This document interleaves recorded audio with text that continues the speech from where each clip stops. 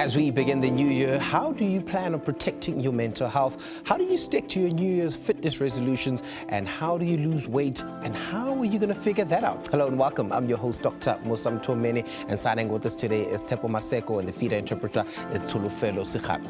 On Vital Signs, we'll focus on health resolutions. Coming up on the program, we'll listen to people sharing their New Year's resolutions with us. We'll speak to psychologists about how to set up realistic goals to achieve your New Year's resolutions, as well as speaking to a dietitian about how you can make those changes so you can follow a healthier diet and stick to those goals. We'll speak to a health coach about how you can stick to your New Year's fitness resolutions, as well as a child health specialist at the National Department of Health to give us an update on the South African measles outbreak and the new COVID-19 variant detected in South Africa.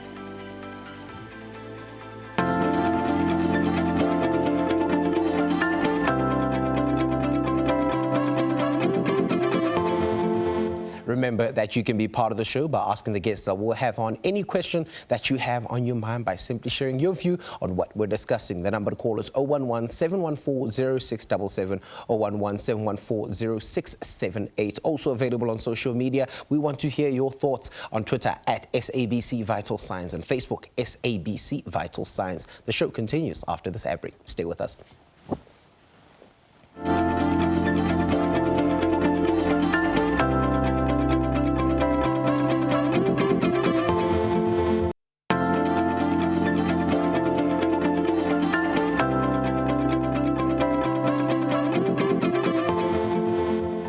Welcome back to Vital Signs. Now, the National Institute of Communicable Diseases declared a measles outbreak in South Africa after at least 200 cases were reported. The NICD reported that the measles outbreak that we're currently experiencing is due to the low vaccine coverage. And the National Department of Health says that it's in consultation with scientists all over about this highly transmissible variant of COVID-19 as well. Now, to give us clarity on these two issues, we're joined by child health specialist at the National Department of Health, Dr. Leslie Bamford. Dr. Bamford, thank you so much for joining us once again. Happy New Year.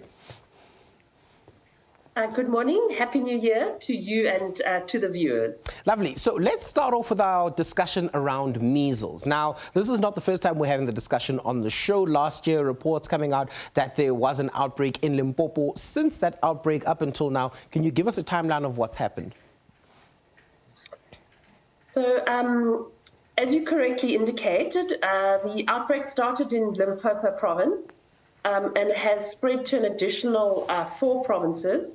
So it's really the northern provinces of the country, Limpopo, Northwest, Mpumalanga, Gauteng and Free State. Because of children going back to school and all the travel, we do expect or think that it is likely that the outbreak will spread to the other provinces. But currently, as I said, has been declared in the 5 provinces. During the last quarter of 2022, so October, November, December, just over 300 cases of measles were reported. We are working very closely with the National Institute of Communicable Diseases to update the number of cases, to track the number of cases. But as I say, the most recent report we have is of about 320 cases during the last quarter of last year.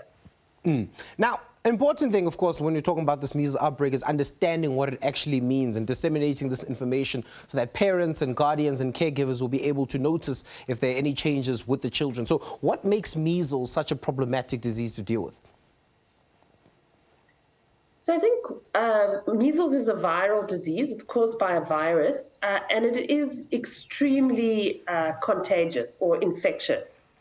So if there is a case of measles, it is very likely that person will transmit the virus to anyone in their environment who is not immune to measles, is not protected against measles. So that means that if a child with measles is in an ECD center or a school or is unwell and attends a primary healthcare facility, it is very likely, as I indicated, that contacts of that child will become infected, unless, of course, those contacts are themselves protected from measles through immunization. In many cases, measles can be an unpleasant but relatively mild condition. However, the real problem is that some people who become infected with measles, especially young children, in some cases pregnant women, can develop complications. And the complications can become severe, can require hospitalization, and in some cases can lead to death. And that is why we really put a lot of effort into trying to prevent cases of measles and particularly outbreaks of measles. Now, you've mentioned that this is currently a problem of the more northern provinces, but what's the worst case scenario with respect to the measles outbreak, especially considering that, a lot of inland as well as coastal schools will start going back to school? No, exactly. And from past experience, in previous outbreaks, we saw a pattern of starting in certain provinces. And then, of course, we know that over the festive period, there's a lot of travel. And as people go home, as children go back to school, as ECD centers reopen, there is a very high risk that we will see more cases. We have a very low threshold for declaring an outbreak. We declare an outbreak on the basis of a very small number of cases, but that is because experience tells us that once we reach that threshold, it can be very difficult to control, and we can see a very rapid increase in the number of cases. Now, what should parents, guardians and caregivers do with respect to reaching out or getting to outreach programs in order to get those vaccinations if they have missed out? So, I think the most important message around measles is that it is almost entirely preventable. Our main intervention is routine immunization. So every child should be immunized against measles. We offer 2 doses of measles, one at 6 months and one at 1 year of age. So unfortunately, because measles is so infectious, to ensure that we have no cases, we need to achieve very high immunization coverage rates, up to 95% of children receiving those 2 doses. Unfortunately, in South Africa, we do not achieve those coverage rates through our routine immunization programs, and that is why we remain at risk of experiencing outbreaks just as we are currently experiencing. So when we have outbreaks, we then offer additional doses of measles vaccines. And really the key message is to encourage parents and caregivers to make sure that their children have received their 2 doses, their routine immunizations, and that if their children are offered additional doses, either because there is an outbreak in their local area or part of a much wider province-wide campaign in response to the outbreak, that the children receive these doses of vaccine, because that is really the only way that we can prevent the transmission of measles. Now, our old friend COVID is back in the headlines, and this time seems he's brought a new friend along. We're talking about the new variant that has been, spoken about quite widely in the media. Can you tell us more about this variant and what we need to look out for? So, this is actually a new sub-lineage of an existing subvariant of the Omicron variant. So that's a real mouthful, I know. So this is a new kid on the block, but very similar subvariants have been circulating in South Africa for a while. Of course, this new sub-variant is of concern, and we need to increase our surveillance and track very carefully and understand the nature of COVID caused by this new sub-variant. That said, the early indications are that disease associated with the subvariant will not be any different to the current COVID disease that we are experiencing, albeit at low levels in South Africa. So there's a very clear message that at this stage there's no need to panic. But rather, I think it is a reminder that COVID is certainly not over. Levels are currently low in South Africa, but people continue to be infected with COVID. People continue to be admitted to hospital, and we continue to see deaths from severe COVID. However, at very low levels. But it is a reminder that we need to protect ourselves on an ongoing basis. The best protection against severe COVID and death continues to be vaccination. And we need to continue to take other precautions. Hand washing, people who are at high risk of severe disease do need to be aware that they may be at risk and to take precautions, but really the overwhelming message is that people should vaccinate. So we will be offering additional boosters to people who have had the full schedule of vaccines, but we also want to use the opportunity to encourage people who haven't vaccinated to come forward and be vaccinated. We know that there's a lot of misinformation and skepticism about vaccination, but all studies continue to show that the best protection, the best way to protect oneself against severe COVID infection is to vaccinate and to remain up to date with one's vaccinations. Now, you mentioned that there is no need to worry and panic. However, in the media, we get reports of countries that are, going out and locking their borders to certain countries where the virus is, quite high in the population. A lot of people have infections. Is this something that should be worrying a lot of South Africans with respect to, a fear of another lockdown or fear of, things or infections going up and things of the sort? So, of course, we need to watch the situation very carefully. However, currently, based on scientific advice, we do not see any need to introduce any new restrictions, be those travel restrictions or the kind of lockdown restrictions that we were previously that we all previously lived under.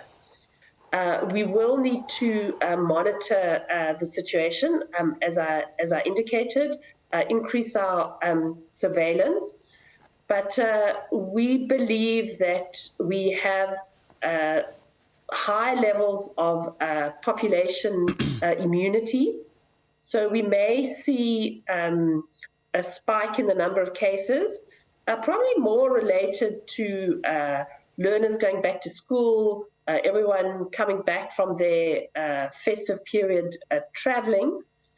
But we do not anticipate that there's any danger of our health services being overwhelmed, thus necessitating introduction of new restrictions. Let's wrap up our discussion. I think I just want to throw it back to the measles discussion that we had a little bit earlier on. The idea of school kids and people going back to school. So if you're a child, if you were a child or younger and had your vaccines and had the measles and now you're older and find yourself at the age of 15 or whatever it might be, and you're presented an opportunity to get the vaccine, should you be able to take it, or who should be taking the vaccine? So if we look at measles, as I indicated, the routine doses are given at 6 months and 12 months. And we would urge parents to check their child's Road to Health card and to make sure that they have had those 2 doses. Although 6 and 12 months is the right time to be given the doses, they can be given, if the child has missed the doses, they can be given later, even if the child is over 1 year of age. Those are the routine immunizations. Then in response to the outbreaks, local and provincial departments of health have introduced vaccination campaigns. Our strong recommendation is that all children between the age of 6 years and 15 years are offered vaccination. So as indicated, we would really strongly recommend that parents take up those offers of additional doses of vaccine. Our colleagues in the provinces, our health officials will be working very closely with education officials. And in many cases, the vaccination will be offered in school. So again, information on that offer will be made available to parents and caregivers, and we would recommend that they take up the offer of vaccination. Of course, we are still offering COVID vaccination in some schools. That is for children 12 years and older. And later in February, girls in grade 5 will be offered HPV vaccination, so protection against some forms of cancer. So there are quite a lot is happening in the vaccination space. And really we want to continue to make the point that vaccines are safe. We only use vaccines that are safe and effective, and they really do provide children with protection against a range of diseases. To wrap up our discussion, Dr. Bamford, we've got Pakiso from Gauteng. Pakiso, hello. Hello. Hi, how are you? I'm good, and you? Good, thanks. What's your question this morning?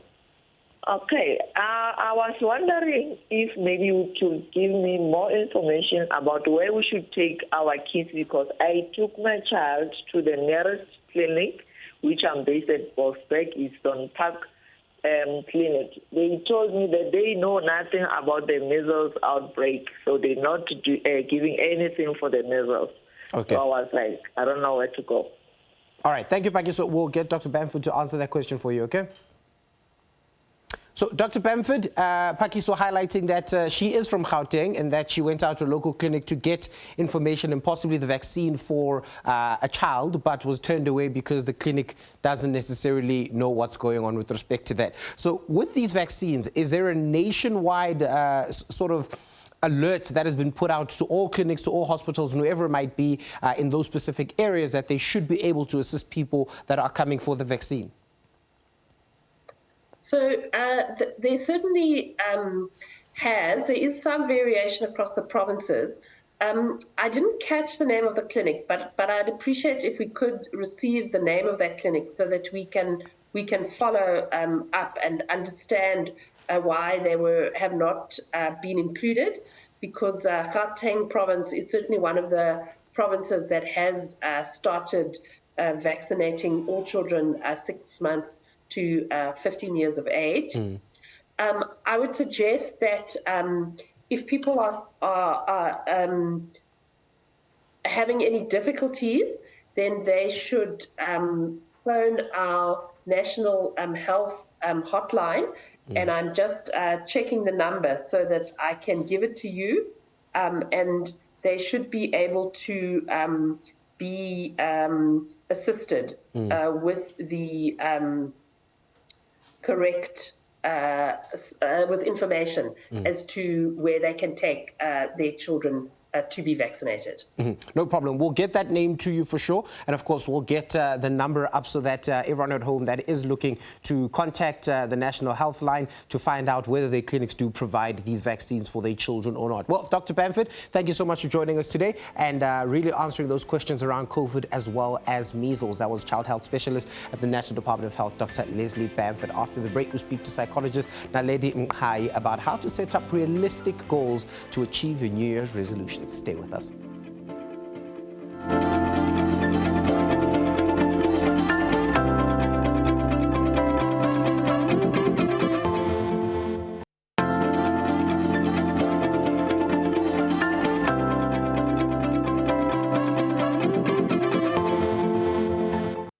My plans for the year 2023, to keep my mental health in check. Simple, 2 things. Prioritize. Make sure I know the difference between my needs and my wants and make sure that my needs are covered. And 2 would be to work out. I've been doing well in that department and I'm going to keep that up because it's a working formula and I don't want to mess with the working formula. So, yeah, to focus on my needs and to work out. That's going to help me with my stress levels and hopefully with my life in general. So, yes, those are my plans for the year 2023. Making New Year's resolutions often involves a lot of self-reflection, which in general is good practice if done in a constructive way. However, those dealing with mental health issues such as depression, turbulent life events, and of course loss of loved ones and things such as that may find themselves spiraling into patterns of negative thoughts, and of course that adds pressure, and that with added New Year's resolutions may exacerbate the feelings that they have. Now, to help us understand why some New Year's resolutions can be challenging for our mental health and how we can set up realistic goals, we're joined by psychologist Naledi Mqhayi. Thank you so much for joining us, Naledi. Good morning, Dr. Mtambeni, and good morning to everybody listening to us this morning. Lovely. So let's jump into resolutions. Before we get into, what they are and how we can manage them better, let's talk about what a resolution means to you and how people can better come up with better resolutions.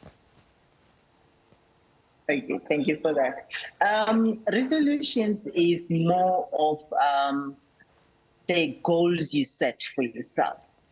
Often you find people every now and again in life, they set up goals on what they want to achieve. And it's a common practice that people every beginning of the year, they want to set up goals for the year ahead of them. Mm-hmm. Some of these goals can be very unrealistic. Some of them can be very realistic, depending on an individual and their history in how they prefer to look into their lives going forward. So when you highlight the idea of realistic versus unrealistic, how do you make, the distinction between the two? What's realistic, what's non-realistic? So let me use myself as an example. I've had a very busy festive season. I've gained a lot of weight, and I feel like I want to lose 30 kilograms, by the middle of the year. Is that realistic? Definitely not realistic. When a goal is realistic, it is measurable. You kind of have to bite small chunks of information and set up goals that are reachable. You would know that 30 kilograms in a year, or if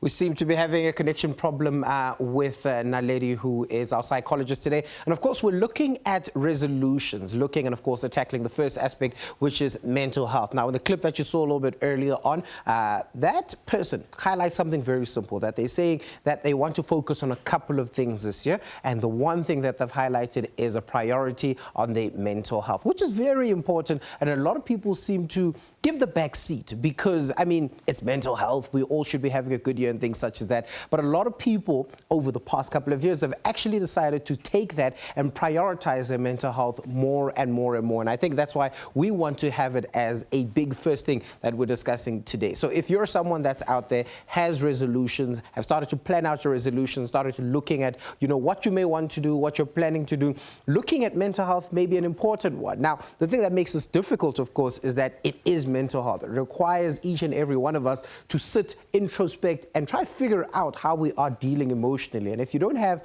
that foundation, if you don't have a history of looking and talking to yourself about yourself to say, where am I? How am I doing? How am I feeling? And things such as that, it will become very difficult. But like with anything and everything in life, it's all in that first step. And that first step for us, I think, as we start the year, could be sitting back and reflecting on what 2022 was like in terms of our mental health. Were we happy? Did we achieve the goals that we wanted to achieve? Did we sit and find ourselves being these happy people that we wanted to be? And if you can't do that, then maybe it's important to look at 2023 as a great stepping stone to lead you to better mental health for the rest of the year. Now, Lady seems to be back on the line. We'll continue our discussion telephonically. Good day, Now, Lady. Thank you for reconnecting with us.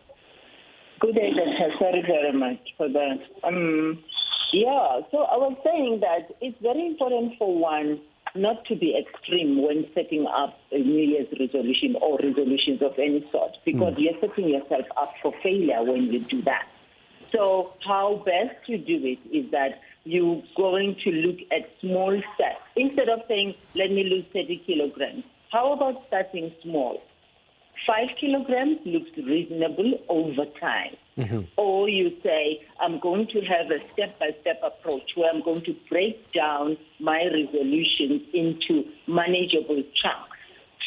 I want to start with something smaller and then gradually increase it over time. In that way, you're also preparing yourself psychologically to ease into the resolution or into the goal. And if you achieve more, that's even a reward, because it's going to push up your self-esteem to feel that I can do better.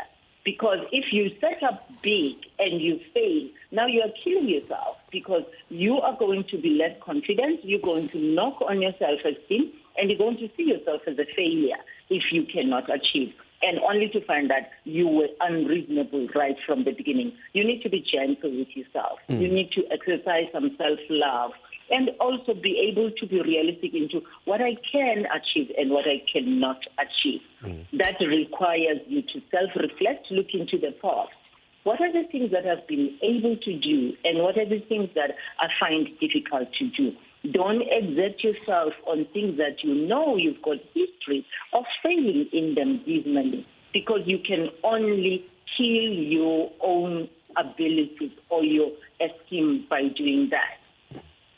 Now, the year 2022 came with a lot of stress. A lot of people, a lot of adults, a lot of even young people dealt with all kinds of stress and anxiety that came into their lives. So how do we manage resolutions? How do we manage stress in 2023? And what sort of solutions should we be coming up with in order to manage our anxieties and stresses? The best thing that we can do is to take care of our mental health.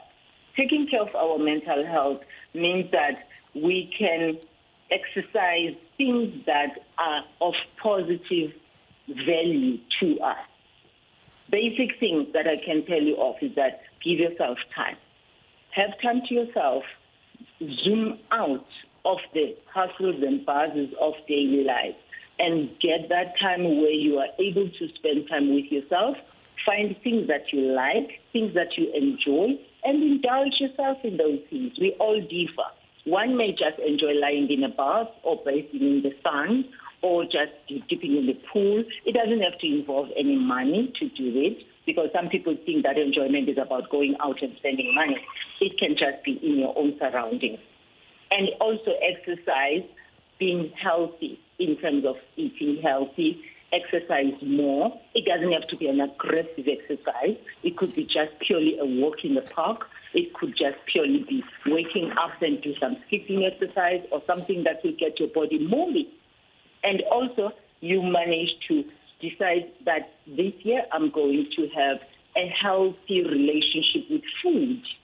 Healthy relationship with food will mean you will have better ways of eating, choosing what you're going to eat, which is going to healthy and natural into your body, and also have contact with other people, have healthy relationships with people. Go out once in a while and nurture the relationships, whether it's family, whether it's friends, whether it's neighbors, or join book clubs. Sometimes you may find yourself in a foreign town or country. You don't know much people. Look around. Use your social media. Look for groups around of activities that you enjoy. Those will be your social networks, people that you will do something constructive with. Spend more time into your hobbies also. That can help you a lot because you'll be doing something you enjoy, having the space to yourself, and also de-stressing. Zoom out of social media every now and again. If you're a person who tends to indulge in social media, it helps to zoom out of it because a lot of negativity and a lot of pressure comes from social media because there are people watching. You have to perform. You have to act. If you say, I'm going to lose 5 kg by end of the month, there are those who will bring back your post and say, where are you with your 5 kg now? And you find that now you're ashamed of yourself because you probably even doubled the 5. Now you are 10. Now you are shy of going out there. You're putting more pressure on you and being ashamed of who you are. And also it's important sometimes that your own resolutions, you keep them to yourself. I find that that's very helpful to me. I draw my resolutions and then I write them in my journal. I don't need to be telling people and announcing them.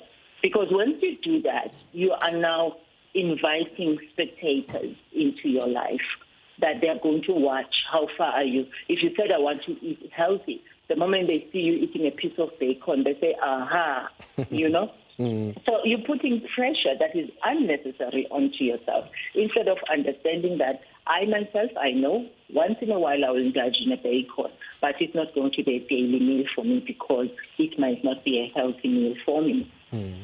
So if we're able to manage and live around these parameters, I believe that you will lessen the stress to yourself. And therefore, you will be able to achieve smaller goals until you are able to get into the bigger goals at the end of the year. Well, thank you, Naledi Mkai, for joining us today. That is Naledi Mkai, a psychologist who has spoken to us about making healthy New Year's resolutions and, of course, doing the right thing to impact positively on your mental health. After the break, we speak to a dietitian about all the right things that we should be doing to get us ready for the new year.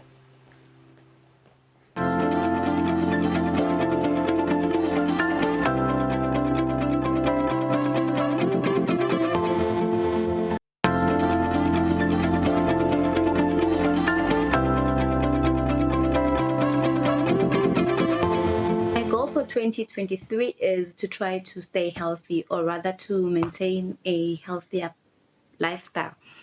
So the plan is to be more active. So I'm going to start jogging. I'm going to be doing more aerobics, hiking during weekends, and also to try to change my diet.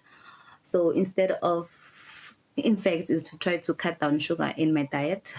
So no more sugar in my diet. Change the alcohol that I drink. So no more ciders. I'll be drinking more wine and gin, you know, your healthy kind of alcohol. To drink more water, cut down on eating saturated fats, and of course walk more often. Now, how I plan to achieve this is whenever I need to go and buy bread, you know, I shouldn't take my car to go there. I should just take a walk or jog quickly to get there. I'm not saying that I'm unfit, but I plan to include more exercise into my daily dose of life, basically. So when it comes to cutting saturated fats, I just plan to include more veggies, include legumes, include more healthier options of snacking and of eating, and of course cutting down on what is unhealthy for me.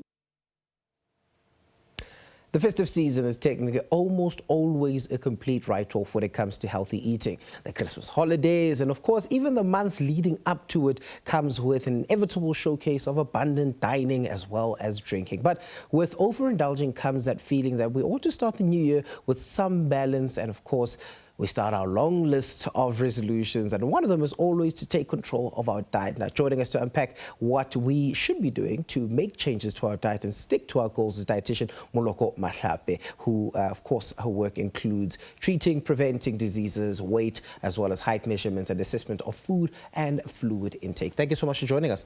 It's a pleasure. Good morning. So, here I am, I've had a very good festive season, and I come to you and I say, I want to, eat better. This is something that you probably hear a lot of the time. But healthy eating isn't just a New Year thing. It should be something that we're doing throughout the year. So what are the big general points that we need to look out for before resolutions, just in terms of healthy eating?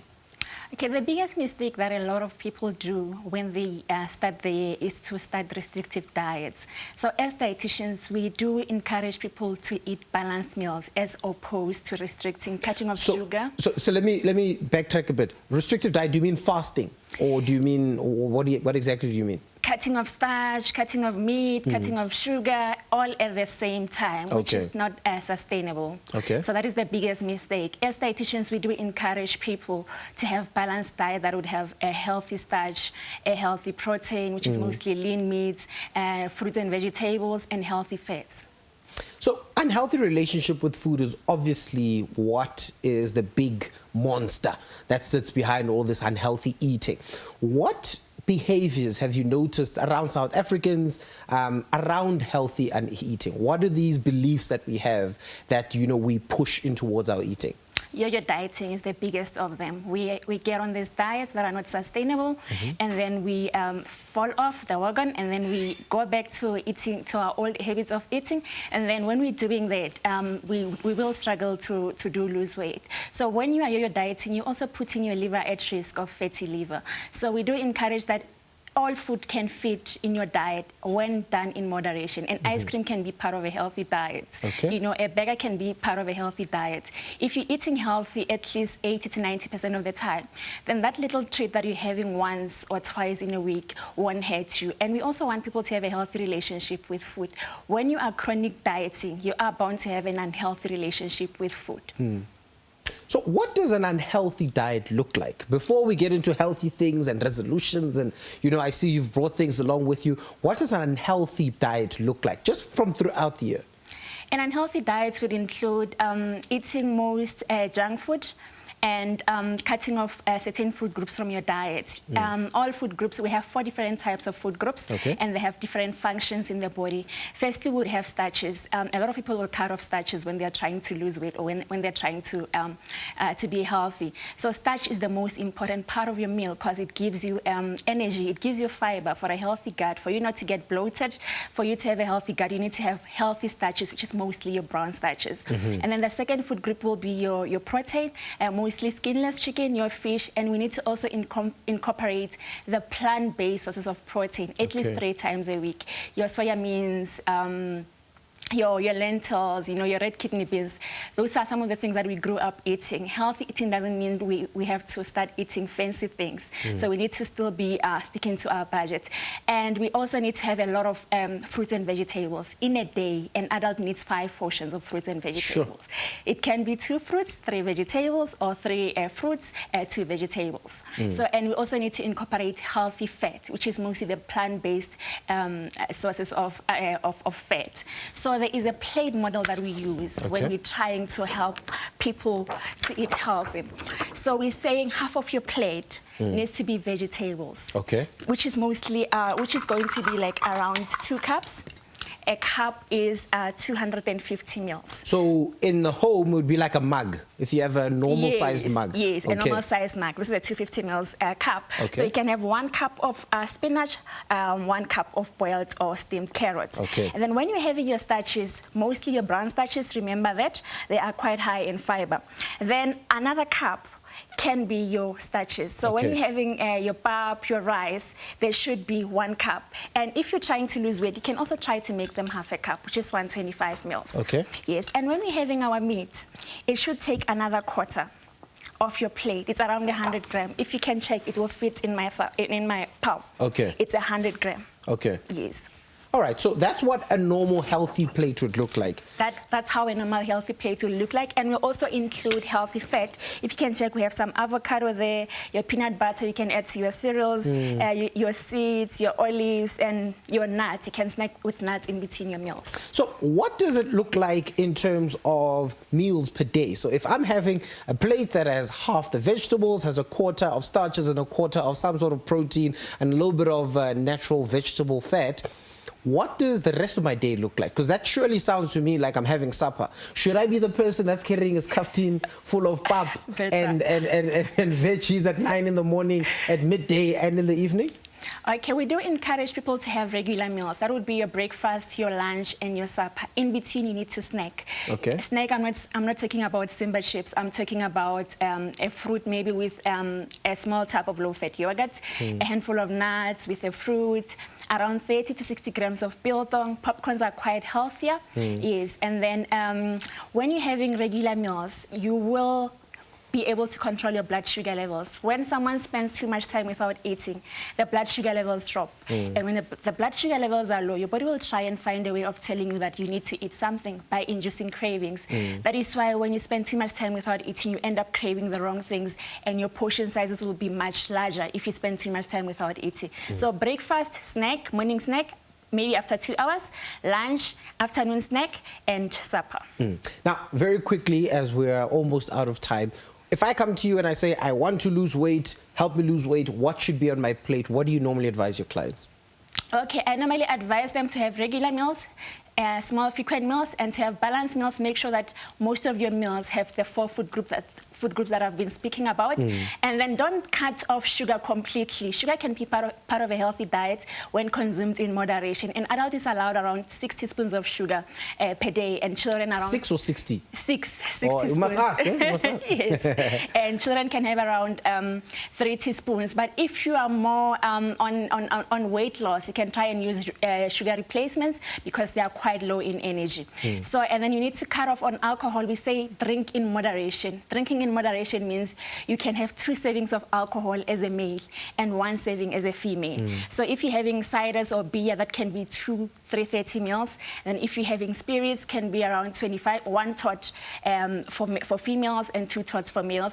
And if it's wine, you are allowed to have around 150 mils serving for females and 2 150 mil servings for males. And then you need to exercise. There is more to healthy eating and weight loss than just what is on your plate and just exercising. You need to make sure that you sleep well, to make sure that your hormones are also balanced as well. Drink adequate water as well, and focus on the quality and the quantity of your meals as opposed to restricting yourself from your favorite foods. Well, thank you so much. That was dietitian Moloko Mhlape. After the break, we'll speak to health coach Bukosi Kosa about how you can stick to your New Year's fitness resolutions.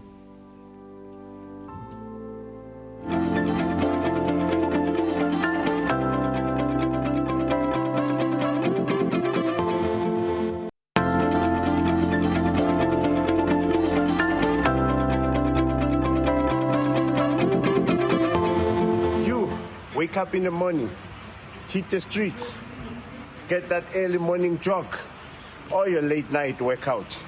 Whatever you do, this 2023, fetch your fitness goals. Fetch your fitness goals. Grab a healthy snack, drink more water, stay hydrated, and always work out. Compliment of the new season. I am here to share with you a few exercises that you can do in the comfort of your home, and hopefully it will help you kickstart your 2023. Okay, first exercise that I'm going to be doing is jumping jacks. Remember to perform each exercise for 20 seconds with 10 seconds in between, and repeat the whole workout 4 times. All right, so first exercise, I'm going to be showing you some jumping jacks. I'll give you 3 options to choose from depending on your fitness level, and you'll be good to go. Okay, so first option, the normal jumping jacks. Second option is this one. And the third and final option is this one. Just grab a chair and you just continue. All of these are all as effective, so it doesn't matter which one you choose. And yeah.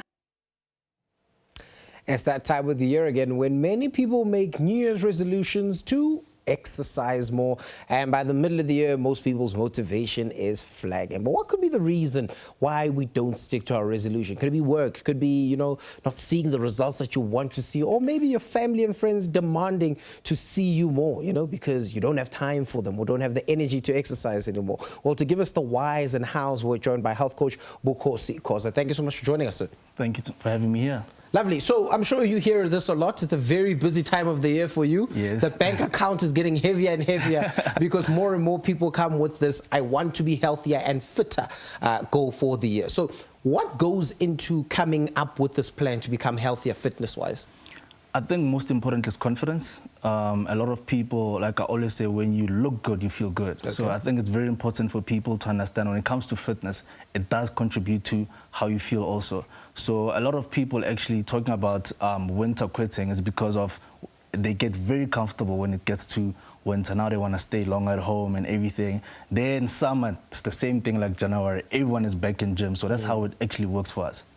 Now, there are obviously big things that we need to be able to look out for with respect to exercise and getting your fitness up to scratch. What are the big things that you do when a client comes in and asks for an assessment before you get them into full fitness mode? What are the things to look out for? I think first thing, most importantly for me, is the diet.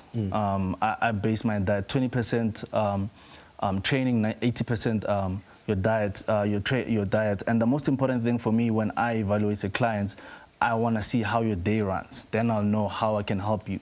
Because a lot of people think they don't have time for fitness. Okay. It can just be 30 minutes where you skip with a rope. That's the most important thing. When you get active and you get your heart beating, that's when you can burn those unnecessary fats. So it's very important for me to evaluate first how your day runs, and what is your diet plan, what you eat for breakfast, which is important. Then I can make you understand how we can move forward. So we've heard a lot about health goals being or needing to be realistic today. So in terms of fitness goals, what's realistic? So if I come to you and I say, I want to be as buff as you by next week, is this realistic or not? No, it's not. It's impossible. Why? Because as much as this is like, exercising, you do one thing for different years. So every year, you're going to have a different goal, but you're going to do the same thing you were doing from the first. The difference is you're increasing how you're eating, increasing your weight, of course, but it's impossible. I've been training for 7 years. It's impossible for someone to just look like me in a week. Yeah. Okay, so with, being unrealistic comes a lot of other things that need to come into play, like someone and their chronic conditions, or someone, looking at the big thing that we've had discussion about, of course, diet. So what are the big things that people need to get ready for if they're preparing themselves to go into a working out space? So if the resolution for the year has been, I want to be healthy, and in the video we just saw people say, get out onto the street, start jogging, or do exercises from the home. Even if you're seated in a chair, start getting active. So what are the big things to look out for if you want to start getting active? The most important thing is it's discipline. Okay. If you are disciplined, it's not even about consistency, it's just part of it. Discipline is the most important thing because sometimes you have to do it even though you don't want to. So it's very important to understand when you set a goal, you should understand. I always say this for my for my clients, actually, I don't want people setting goals. This should be a change of lifestyle. It should be an everyday thing, whether you want to do it or not. You should understand the bigger goal is how you feel at the end of the target. So that's how I work around it. So let's talk about setting realistic goals. So to everyone at home that was toying with the idea of possibly getting fit this year, but you now need to motivate me into getting in towards, that fitness goal. How do I set a realistic health goal? First thing we have to do is, to be quite honest, for me, when it comes to fitness, there's nothing like a realistic goal. There is a goal. Okay. I also can set a goal, then I don't reach the target sometimes, depending on how I run my days towards it. Okay. So for me, I always say there should be progress, not a certain goal. Let's see how you're working out. Let's see how your results are coming. Then we'll decide, okay, what we want at the final product. Because if we're going to say we're going to set a goal in fitness, that means we'll have to do some stuff even in between that doesn't even contribute towards the goal. Because a lot of people, they set this goal, they take a picture and they put it there, which is nice. But at the end of the day, are you really willing to do what it takes? It is possible, but let's work with progress more than setting a goal. Okay, so there are basic exercises and basic things that we should be doing to stay fit. So what are these basic things that we can do at home just to get the heart pumping and get ourselves ready, not necessarily to be fit or, you know, achieve this big physical goal? What are the basic things I'm going to do just to get the heart pumping? First thing, I always recommend people to take a walk. Okay. You know, then because a walk is more effective than running. So if you start walking, and then the second thing I'll say is you do your squats, you know, normal squats, just to get your body understanding that now it's going to get uncomfortable. And then the third thing, like the lady showed, jumping jacks, I think it's one of the most important exercises to also keep your heart beating. So I would say you can start by taking a walk, which is very important for me. Take a walk. Very, very simple. Well, thank you so much for joining us, Thank you so much. and highlighting the things that we need to do in order to achieve all of our health goals for the year. Thank you to all the guests for participating in today's show, and thank you to you, the viewer of Vital Signs. Once again, if you were worried about the measles and want to contact the National Health Hotline to answer any questions that you may have in your mind about COVID-19 and things such as that, make sure that you give them a call. And that is the end of our show. Dr. Mosamtombene, do take care and keep to those resolutions.